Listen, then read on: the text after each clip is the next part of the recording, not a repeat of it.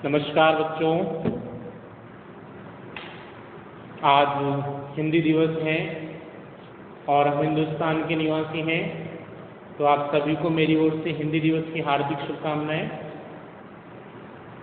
बच्चों, आज का जो हमारा वीडियो रहेगा वो भारत की भौतिक दशाओं के साथ साथ में जो जलवायु संबंधी दशाएं होती हैं, मृदा संबंधी दशाएं होती हैं और वनस्पति संबंधी जो दशाएं होती हैं उनसे संबंधित रहने वाला है। तो आप ऐसा कह सकते हैं कि आज जो हम चर्चा करेंगे आज के वीडियो बच्चों वो जलवायु की चर्चा करने वाले हैं। तो हमारा जो मेन टाइटल जो रहने वाला है जलवायु के रूप में रहने वाला है।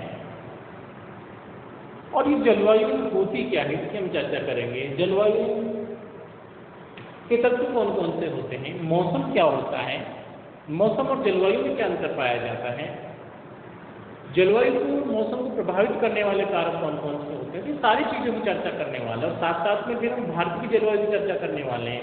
भारत में कैसी जलवायु पाई जाती है, कौन से क्षेत्र में किस प्रकार की विविधता देखने को मिलती है, तो सभी चीज़ों की जो चर्चा होने वाली है वो इस जलवायु नाम का जो चैप्टर है उसके अंदर होने वाली है। तो सबसे पहले तो बच्चों आपने देखा होगा, मान लीजिए आप सुबह घर से आ रहे हैं तो सुबह के समय पर्यावरण की जो दशाएं होने वाली हैं, मौसमी जो दशाएं होने वाली निश्चित रूप से अलग होंगी। दोपहर के समय फिर आपने दोबारा देखा तो मौसम की दशाएं अलग होंगी और शाम के समय फिर आपने देखा स्थिति को तो मौसम संबंधी दशाएं कैसे होने अलग होने वाली। तो ये जो मौसमी दशाएं हैं, जलवायु संबंधी दशाएं हैं, इनमें क्या होता है प्रादेशिक आधार पर भिन्नताएं पाई जाती हैं, समय के आधार पर भिन्नताएं पाई जाती हैं। तो सबसे पहले हमारे लिए ये अंतर करना आवश्यक हो जाता है कि मौसम तो किसे कहते हैं और जलवायु किसे कहते हैं, और इन दोनों में फिर जो मेन अंतर है वो क्या होता है। तो ध्यान दीजिए बच्चों, सबसे पहले हम चर्चा करते हैं मौसम। देखिए ये जो मौसम शब्द है ये अरबी भाषा के मौसिम शब्द से बना है। किससे बना है? मौसिम शब्द से। अरबी भाषा का एक शब्द है मौसिम नाम के शब्द है, उससे किसकी उत्पत्ति हुई है? मौसम शब्द की उत्पत्ति हुई। तो मौसम जो है उसका उद्भव जो हुआ है अरबी भाषा के मौसिम नामक शब्द से हुआ है। अब ये होता क्या है, वायुमंडलीय जो दशाएं होती हैं उनकी क्षणिक जो अवस्था होती है वो किसके नाम से जानी जाती है? मौसम के नाम से जानी जाती है। वायुमंडल दशाओं का मतलब है कि वायुमंडल में क्या क्या देखने को मिल रहा है, कैसे कैसे देखने को मिल रहा है। और ऐसी वायुमंडलीय दशाओं के अंदर बच्चों तापमान को शामिल किया जाता है, वर्षा को शामिल किया जाता है, आर्द्रता की जो दशाएं होती हैं उनको शामिल किया जाता है, और साथ साथ में वायुदाब और वायु परिसंचरण संबंधी जो दशाएं होती हैं उन सबको शामिल किया जाता है। तो ये जो सारी दशाएं मैंने आपको बताई, तापमान है, आर्द्रता, वर्षण की प्रक्रिया, वायुदाब और वायु परिसंचरण की जो स्थिति होती है, ये सभी घटक जो होते हैं इनको मौसम के घटक कहते हैं या मौसम के तत्वों के रूप में जाना जाता है। और इन सभी तत्वों में समय के आधार पर जो विषमता पाई जाती है, जो भिन्नताएं पाई जाती हैं, उन विषमताओं के कारण, उन भिन्नताओं के कारण ही मौसम संबंधी भिन्नताएं हमें देखने को मिलती हैं। तो मैंने शुरू में भी आपको बताया था, जब आप सुबह आएंगे, सुबह का मौसम आपने देखा होगा तो हो सकता है तापमान कम होने वाला, दोपहर में जब आप आएंगे तापमान ज़्यादा हो जाएगा, फिर आप शाम को वापस देखेंगे कंडीशन तो तापमान कम हो जाए। तो ये तापमान है, आर्द्रता संबंधी दशाएं हैं, वायुदाब है, वायु परिसंचरण संबंधी दशाएं, ये बदलती रहती है, परिवर्तनशील है। तो ऐसी छोटी समय अवधि के संदर्भ में इन वायुमंडलीय दशाओं की बदलने की जो प्रवृत्ति होती है वही क्या कहलाती है? मौसम कहलाती है। हम ऐसा भी कह सकते हैं वायुमंडलीय घटक तत्वों का क्षणिक अवधि में या लघु अवधि के संदर्भ में जो स्थिति हमें देखने को मिलती है वो क्या कहलाती है? मौसम कहलाती है। तो मौसम क्या है?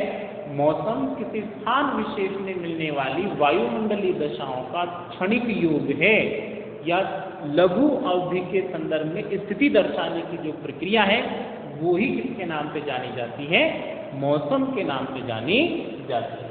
तो तत्व कौन कौन से होंगे बच्चों? एक तो चीज हम देखेंगे तापमान, ठीक है, दूसरा कौन सा हो गया? वर्षा, ठीक है, तीसरा कौन सा हो गया, आर्द्रता के प्रकार। हालांकि वर्षा है ये किसमें शामिल की जाती है, आर्द्रता का ही एक प्रकार, ध्यान दीजिएगा। और उसके बाद में कौन सा आ गया, वायुदाब की स्थिति आ गई, और वायुदाब के साथ साथ में क्या आ गया, वायु परिसंचरण आ गया। ये सारी जो दशाएं होती है बच्चों, वो वायुमंडलीय दशाओं के रूप में जानी जाती हैं, और इन्हीं को क्या बोलते हैं, मौसम के तत्व बोलते हैं। मौसम के तत्वों के नाम से या मौसम के घटकों के नाम से इन्हें जाना जाता है।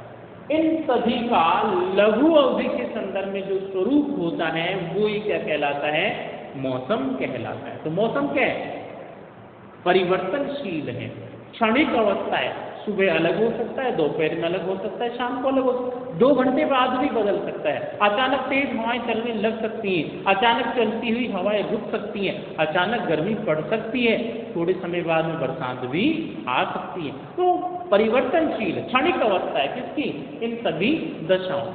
लेकिन बच्चों जलवायु जिसकी आप देख रहे हैं, जलवायु क्या है, ये जो मौसम संबंधित दशाएं होती हैं इनका दीर्घकालिक स्वरूप दर्शाता है। एक लंबी समय अवधि के संदर्भ में किसी क्षेत्र में मिलने वाली वायुमंडलीय दशाओं की जो स्थिति होती है वो जलवायु कहलाती है। तो जलवायु क्षणिक अवस्था नहीं है, जलवायु किसी क्षेत्र में मिलने वाली वायुमंडलीय दशाओं की दीर्घकालिक अवस्था है। और दीर्घकालिक अवस्था का मतलब लगभग 30 से 50 साल भी हो सकती है। तो इतने लंबे समय अवधि के अंदर उनकी समानता की जो स्थिति होती है या असमानता की जो स्थिति होती है वो जलवायु कहलाती है।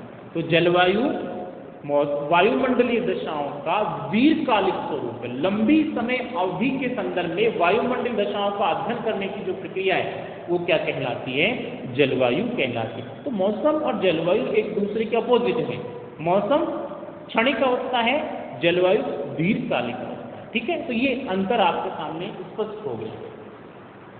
अब हम चर्चा करते हैं बच्चों भारत की जलवायु, क्योंकि हमारा जो मेन टॉपिक है भारत की जलवायु से संबंधित। आपको बहुत अच्छे से पता है कि भारत की उत्तर से दक्षिण तक और पूर्व से पश्चिम तक जो इसका आकार और विस्तार मिलता है, लंबाई और चौड़ाई जो पाई जाती है वो इतनी अधिक है। और साथ साथ में पहले पढ़ चुके कि यहाँ पे जो भूआकृतिक दशाएं देखने को मिलती हैं, भूवैज्ञानिक जो खंड यहाँ बने हुए हैं, भूआकृतिक प्रदेश जो यहाँ मिलते हैं, उन सभी दशाओं के कारण हमारे पूरे भारत की जो जलवायु है वो समानता को नहीं दर्शाती।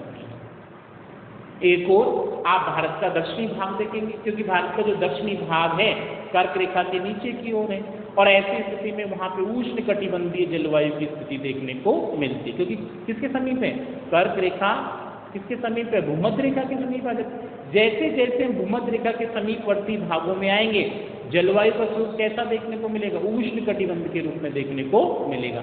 लेकिन हम चर्चा करें भारत के जो पूर्वी भाग है, असम है, मेघालय है, नागालैंड है, मणिपुर है, त्रिपुरा है, ये सारे ये कैसे क्षेत्र हैं, यहाँ पे मानसूनी दशाएं पाई जाती हैं। तो पूर्वी भागों में विशेष रूप से मानसूनी जलवायु का स्वरूप देखने को मिलता है। हम भारत के पश्चिम भाग की ओर आ जाएं, राजस्थान में जो थार का मरुस्थल हमें देखने को मिल रहा है, गुजरात में जो उत्तरी कच्छ का क्षेत्र देखने को मिल रहा है, दक्षिणी पंजाब देखने को मिल रहा है, दक्षिणी पश्चिमी हरियाणा देखने को मिल रहा है, यहाँ पे वर्षा होती ही नहीं है, और होती है तो बहुत कम होती है। और साथ साथ में ग्रीष्मकाल के दौरान तापमान बहुत ज़्यादा पाया जाता है, रेतीली बालू मिट्टी पाई जाती है। तो ऐसी स्थिति में बच्चों यहाँ की जो जलवायु हमें देखने को मिलती है वो शुष्क जलवायु, शुष्क मरुस्थलीय जलवायु के रूप में देखने को मिलती है। और जैसे ही हम कर्क रेखा से ऊपर की ओर जाते हैं, यानी मध्यवर्ती भारत से ऊपर की ओर जाते हैं, तो उत्तर की ओर हिमालय पर्वतीय प्रदेश की स्थिति पाई जाती है। तो हिमालय पर्वतीय प्रदेश की स्थिति होने के कारण यहाँ पे हमें जो हिमालय के ऊंचे भाग हैं, अधिक ऊंचाई वाली जो चोटियां, वहाँ पे हमेशा बर्फ जमी रहती है, तो वहाँ पे हो सकता है हमको शीत जलवायु भी देखने को मिल जाए, ठंडी जलवायु देखने को मिल जाए। और हमारे भारत के अधिकांश जो उत्तरी भाग है वहाँ पे शीतोष्ण जलवायु देखने को मिले। तो कुल मिलाकर हम ऐसा कहें कि पूरे भारत में एक समान जलवायु मिलना संभव नहीं है। यहाँ मिलने वाली जो प्राकृतिक दशाएं, जो भौगोलिक दशाएं, उनमें जो भिन्नताएं पाई जाती हैं, उन भिन्नताओं के कारण हमारे भारत की जलवायु एक समान नहीं पाई जाती। फिर भी संयुक्त रूप से हमारे भारत की जलवायु को बच्चों उपोष्ण कटिबंधीय मानसूनी जलवायु के रूप में हम स्पष्ट कर सकते हैं कि ज़्यादातर हमारे पूरे भारत में, यदि संयुक्त भारत को मान लिया जाए तो लगभग उपोष्ण मानसूनी जलवायु के रूप में शामिल किया जा सकता है। अब देखिए ये जो भिन्नताएं हैं वो कैसे देखने को मिलती है, मैं आपको सिर्फ एक एक एग्जाम्पल बताने वाला हूँ। हम तापमान की ही चर्चा कर लेते हैं। तो तापमान की चर्चा करते हैं, क्या पूरे भारत में तापमान एक समान मिलता है? नहीं मिलने वाला। क्यों नहीं मिलने वाला? क्योंकि न तो प्राकृतिक दशाएं समान है और न जलवायु संबंधी दशाएं वो समान। एक और मान लीजिए आप राजस्थान के पश्चिम भाग में जैसलमेर में चले गए, ग्रीष्मकाल की अवधि, तो जैसलमेर में जाएंगे तापमान आपको 45 डिग्री से लेकर 50 डिग्री सेल्सियस तक मिल जाएगा। लेकिन जैसे ही आप मान लीजिए कि चेन्नई की ओर चले गए, मुंबई की ओर चले गए या फिर कोच्चि की ओर चले गए, यानी जो भारत का समुद्र तटीय भाग है वहाँ की ओर चले गए, तो वहाँ पे आपको तापमान 45 से 50 डिग्री नहीं मिलेगा। हो सकता है आपको तापमान 25 से 35 डिग्री सेल्सियस के बीच ही मिल जाएगा। ऐसी स्थिति मान लीजिए आप हिमालय में चले गए, हिमालय वाला जो क्षेत्र है भाई भारत का जो काराकोरम वाला भाग है, लद्दाख श्रेणी, जासकर, पीर पंजाल है या फिर कंचनजंगा वाला ऊंचे जो पर्वतीय भाग, वहां आप जाओगे तो हो सकता है आपको तापमान वो 15 डिग्री से नीचे ही मिल जाए। हमारे राजस्थान में ग्रीष्मकाल के दौरान भयंकर गर्मी पड़ती है और अधिकांश क्षेत्र का तापमान ग्रीष्मकाल के दौरान 35 डिग्री सेल्सियस से ज्यादा होता है, लेकिन माउंट आबू क्षेत्र ठंडा क्षेत्र होता है। क्यों? ऊंचाई के कारण। तो जैसे जितनी अधिक ऊंचाई बढ़ती जाएगी वैसे तापमान की स्थिति में क्या पाया जाएगा? अंतर पाया जाएगा। तो ये तापमान कैसे तापमान अलग पाया जाता है? अब मैं मान लीजिए बरसात की चर्चा करता हूँ कि क्या हमारे भारत में पूरी बरसात पूरे भारत में समान पाई जाती है? नहीं पाई जाती। एक और तो राजस्थान का पश्चिमी मरुस्थलीय क्षेत्र जहाँ पे 5 सेंटीमीटर भी वर्षा नहीं होती, 5 सेंटीमीटर से भी कम बरसात होती है। लेकिन दूसरा आप भारत के पूर्वी भाग की ओर चले जाओगे, जो आपके गारो, जयंती और जो पहाड़ियाँ हैं, खासी पहाड़ियाँ हैं, विशेष रूप से आप ऐसा नहीं मेघालय वाला जो भाग, चिरापुंजी का नाम सुना होगा, मौसिन रामगाम, तो वहाँ भारत की नहीं पूरे विश्व की सर्वाधिक बरसात होती है। तो कहाँ तो 5 सेंटीमीटर बरसात नहीं हो रही और कहाँ पूरे विश्व की सबसे ज्यादा लगभग 13 से समथिंग बरसात हो रही है। तो ये दोनों जो स्थितियां हैं ना, एक दूसरे की विपरीत स्थिति है, अलग अलग स्थिति। एक और तो पूरे विश्व का सबसे ज्यादा बरसात वाला क्षेत्र हमारे भारत में मिल रहा है, वही दूसरी ओर 5 सेंटीमीटर से भी कम वर्षा वाला क्षेत्र हमारे भारत में मिल रहा है। उत्तरी भारत में बरसात होती नहीं, होती है किसके रूप में? कश्मीर वगैरह में जो हिमालय बर्फ के रूप में होती है। दक्षिणी भारत में अत्यधिक बरसात होती है। अब दक्षिणी भारत में भी कंडीशन है, पश्चिमी जो घाट है वहाँ पर भयंकर बरसात होती है, अतिवृष्टि क्षेत्र में शामिल किया जाता है। और पश्चिमी घाट का भी जो पूर्वी भाग है वहाँ बहुत कम बरसात होती है, तो अनावृष्टि क्षेत्र में शामिल। तो हम ऐसा कहें कि प्रादेशिक आधार पर वर्षा संबंधी जो दशाएं देखने को मिलती हैं वो समान नहीं है। अलग अलग क्षेत्रों में अलग अलग प्रकार की दशाएं हमें किससे संबंध देखने को मिलती है? वर्षा के लिए। आर्द्रता के प्रकार देखिए, किसी क्षेत्र में वायुमंडल के अंदर वायु में जो नमी पाई जाती है या वायु में जो नमी की मात्रा होती है उसी को हम किसके नाम जानते हैं? आर्द्रता के नाम। अब आर्द्रता के रूप में ओस को भी शामिल करते हैं, बूंद को भी शामिल करते हैं, कोहरे को भी शामिल करते हैं, धुंध को भी शामिल करते हैं, कुहासे को भी शामिल करते हैं। तो ये सारी दशाएं भी हमारे भारत में समान देखने को नहीं मिलती।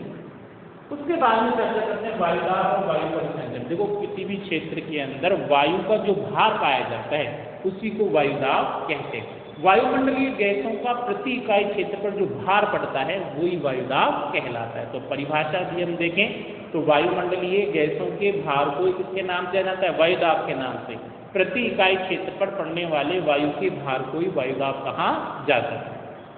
अब इस वायुदाब के कारण ही हवाओं का परिसंचरण निर्धारित होता है, हवाओं का चलने का स्वरूप निर्धारित होता है। कभी आपने सोचा है क्या कि मान लीजिए इधर से हवा चल रही है, इधर की ओर जा रही है, तो दिमाग में ऐसा प्रश्न आया था कि ये इधर से इधर की ओर ही क्यों जा रही है, इधर से इधर की ओर क्यों नहीं जा रही? तो उसके पीछे जो मेन कारण होता है वो वायुदाब वाला होता है। वायुदाब यानी हवाएं हमेशा उच्च वायुदाब क्षेत्र से निम्न वायुदाब क्षेत्र की ओर चलती है। तो जहाँ उच्च वायुदाब होगा उधर से कहाँ की ओर जाने वाले? निम्न वायुदाब के क्षेत्र। तो ये हम ऐसी स्थिति भी हमारे भारत में समान नहीं पाई जाती।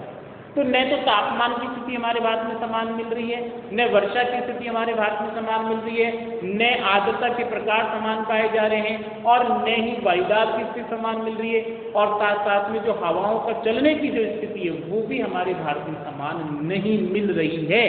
तो कल्पना करके देखिए, जब ये सारी चीजें समान नहीं हैं तो हमारे भारत का मौसम समान कैसे हो सकता है? हो सकता है?